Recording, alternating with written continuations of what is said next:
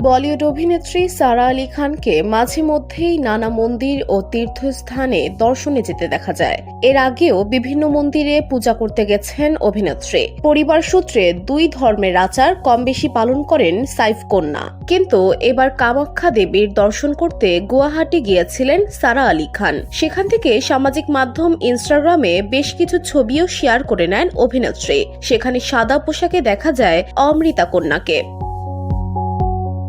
এছাড়া তার পরনে ছিল সাদা চুড়িদার পোশাক, সঙ্গে সাদা ওড়না দিয়ে মাথা ঢেকে রেখেছিলেন তিনি। দেবীর মন্দিরে পূজার সময় সারার কপালে ছিল লাল সিঁদুর। এছাড়া সারাকে এক নদীর তীরে মগ্ন হয়ে বসে থাকতে দেখা যায়। জানা গেছে নবরাত্রি উপলক্ষেই সারা আলী খান সেই দেবীর দর্শনে যান। অভিনেত্রীর এসব ছবি প্রকাশ্যে আসতেই নেটিজেনরা নানা মন্তব্যে ভরিয়ে দেন তাকে। তবে মিশ্র প্রতিক্রিয়া এসেছে ভক্তদের থেকে। কিছু নেটিজেন যেমন সারাকে ভালোবাসায় ভরিয়ে দিয়েছেন, তেমনি অনেকে দেবীর কৃপা প্রার্থনা করেছেন। আবার অনেকেই অভিনেত্রীর নিজ ধর্মকে প্রশ্নবিদ্ধ করার প্রসঙ্গও তুলেছেন।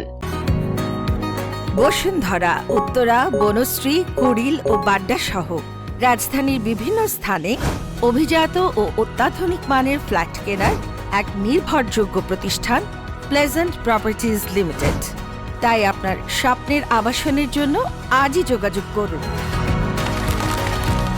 Pleasant Properties Limited, where destiny matches eventually.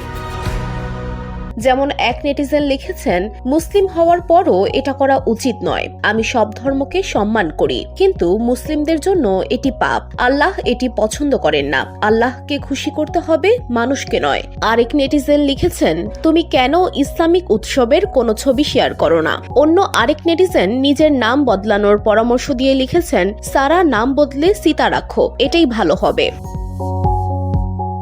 VOD Bangla news desk.